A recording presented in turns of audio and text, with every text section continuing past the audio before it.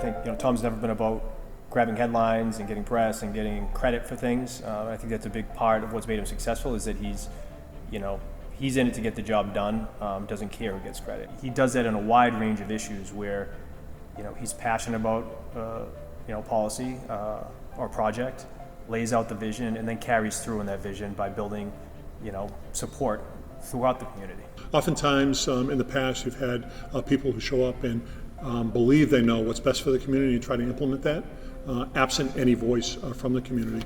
Tom's been very careful to bring a substantial amount of knowledge, a substantial amount of experience, a substantial amount of vision to a table, but he's also been careful to make sure that he listens to other people. And in today's society where there's transformations going on in leadership in communities, people expect their elected leaders to listen more than talk. And Tom's a very good example of somebody who listens more than talks, but he's always the one who acts the most.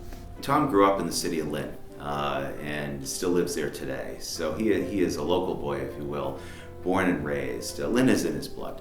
And as a result, this is the community that he knows the best, the community in which he was raised, and he has now raised his family.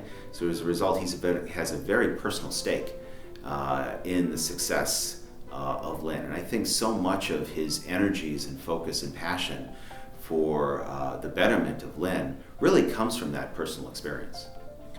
He brought his connections and his partnerships with obviously the state legislature and congressional delegation to parlay funding that they have for infrastructure projects that he really cared about, from bike lanes to sidewalk improvements. And those little improvements was something that the city never focused on before, and was something that he continued to really feel was a strong part to improving the city as a whole. He knows the landscape and knows how to work with people and how to get things done, and he stays focused. And in that way, I think he's very disciplined, because he stays on track with the major priorities that are there in front of him without distraction.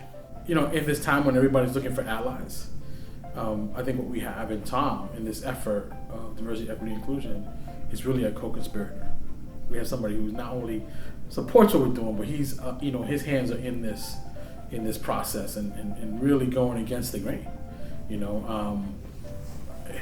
It's one of those things that you could say we have such great allies, but in Tom, we do have a co-conspirator to get the work done.